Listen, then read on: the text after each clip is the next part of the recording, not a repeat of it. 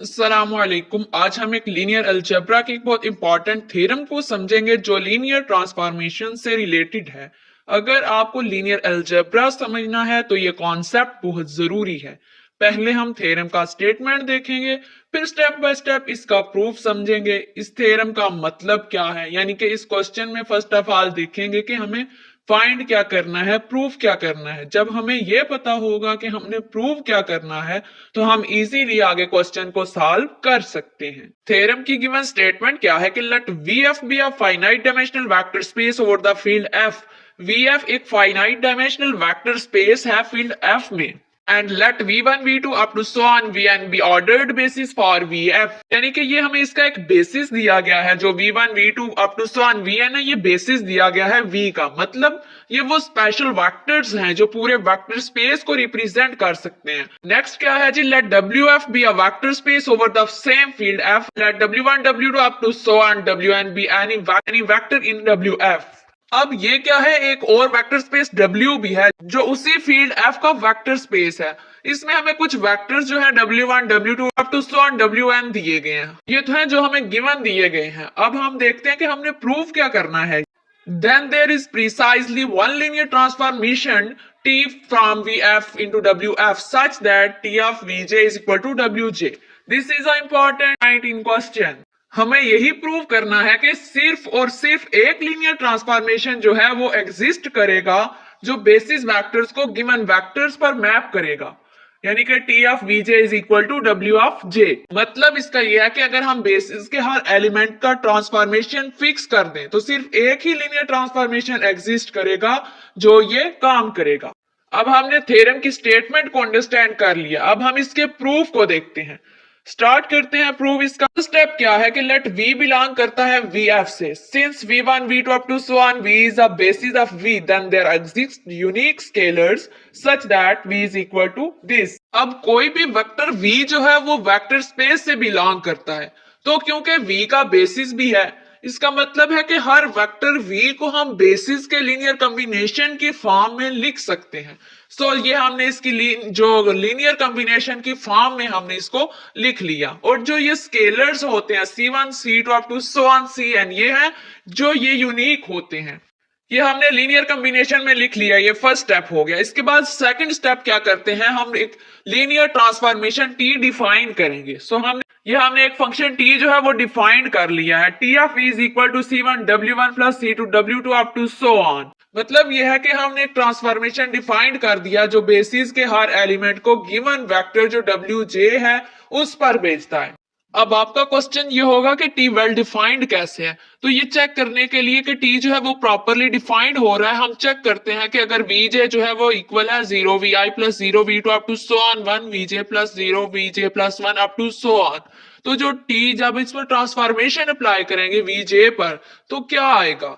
तो इसको ट्रांसफॉर्म करके लिखा है T of Vj is equal to 0 W1 plus 0 W2 up to so on 1 Wj plus up to so on. इसका मतलब यह है कि Vj का जो इमेज है एग्जैक्टली Wj आ रहा है, तो जो थ्योरम की कंडीशंस के अकॉर्डिंग सही है। इसका मतलब कि T वेल डिफाइंड है, यानी हर इनपुट के लिए एक और सिर्फ एक इनपुट है। अब नेक्स्ट हम प्रूव करेंगे कि T जो है वो एक लीनियर ट्रांसफॉर्मेशन है।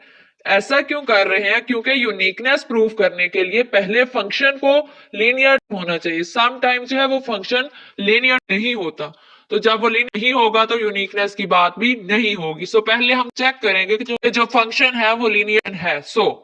लीनियर ट्रांसफॉर्मेशन प्रूव करने के लिए टू प्रॉपर्टीज को अगर ये सेटिस्फाई करता है तो इसका मतलब है कि ये लीनियर ट्रांसफॉर्मेशन है। लीनियरिटी का मतलब होता है कि टू वेक्टर्स पे हम अगर ट्रांसफॉर्मेशन अप्लाई करते हैं, यानी C of U plus D of V पे हम ट्रांसफॉर्मेशन अप्लाई करते हैं तो वो इक्वल आएगा। जो स्केलर है वो बाहर आ जाएगा और ट्रांसफॉर्मेशन अप्लाई होगी U पे, प्लस यहाँ पे भी D स्केलर बाहर आ जाएगा और ट्रांसफॉर्मेशन अप्लाई होगी V पे। तो ये हमने प्रूव कर दिया, तो प्रूव हो जाएगा कि T एक लीनियर ट्रांसफॉर्मेशन है। इसको प्रूव करने के लिए हम मान लेते हैं कि U और V जो है वो वेक्टर्स हैं और बिलोंग करते हैं V से। U हमने ले लिया D1 V1 plus D2 V2 up to so on Dn Vn, and V हमने ले लिया C1 V1 plus C2 V2 up to so on. अब अगर हम स्केलर्स मल्टीप्लाई और ऐड करें, यानी कि u को c से मल्टीप्लाई करें और v को d से मल्टीप्लाई करें और इनको ऐड करें। सो हमने इनको किया है ऐड इस ट्रांसफॉर्मेशन का इमेज w में, यानी कि अब हमने इस पे ट्रांसफॉर्मेशन अप्लाई करना है c of u plus d of v पे। तो ये हमने ट्रांसफॉर्मेशन जब अप्लाई कर दिया है तो इसके बाद अब चूंकि v1 जो है यानी कि इस जो ट्रांसफॉर्मेशन का इमेज है वो W में होगा, यानी कि V1 W1 में चेंज हो जाएगा और T2 W2 में चेंज हो जाएगा जस्ट। तो ये इसकी ट्रांसफॉर्मेशन हमने अप्लाई कर ली।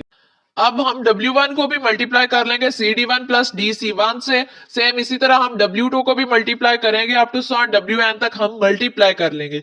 इसके बाद हम C को कॉमन ले लेते हैं क्योंकि C कॉमन आ रहा है। C हमने कॉमन ले लिया, अंदर आएगा D1 W1 plus D2 W2 up to so on. Plus अब जो D वाली टर्म्स हैं उसमें से D कॉमन आ रहा है और उसके अंदर आएगा C1 W1 plus C2 W2 up to so on.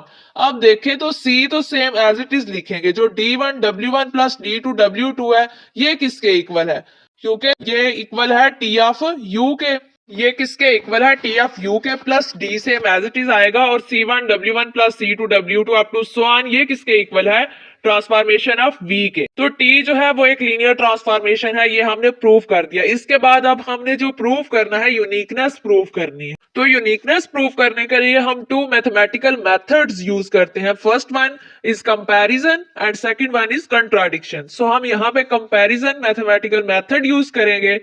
हम एक लीनियर ट्रांसफॉर्मेशन सपोज करेंगे और इसको इक्वल प्रूव कर देंगे T ऑफ V के, तो यूनिकनेस प्रूफ हो जाएगी। सपोज कर लेते हैं कि एक लीनियर ट्रांसफॉर्मेशन U है और वो VF से WF तक एग्जिस्ट करता है, जो कि बेसिस वेक्टर को सेम वेक्टर्स WJ में मैप करता है, यानी कि U ऑफ VJ जो है वो इक्वल आएगा W ऑफ J के। देन फॉर द वेक्टर्स यानी कि V इक्वल है C1 V1 plus C2 V2 up to so on Cn Vnth। तो अगर U भी लीनियर है तो जब U को इस पे अप्लाई करेंगे तो जो स्केलर है वो बाहर आ जाएगा और ट्रांसफॉर्मेशन जस्ट वेक्टर्स पे अप्लाई होगी। सो ये हमने ट्रांसफॉर्मेशन अप्लाई कर ली। अब C1 तो सेम एज इट इज। अब U ऑफ V1 इक्वल आएगा W1 के plus U of V2 W2 के up to so on Cn तो same as it is U of Vn जो है वो आएगा WN के इक्वल। तो इसका मतलब है कि ये एग्जैक्टली T ऑफ V के बराबर है, इक्वल है। तो U ऑफ V जब इक्वल है T ऑफ V के तो इसका मतलब है कि जो T है वो यूनिक है। कोई भी और ट्रांसफॉर्मेशन U जो बेसिस वेक्टर को सेम वेक्टर्स WJ में मैप करेगा वो T के इक्वल ही होगा। सो T जो है वो यूनिक है।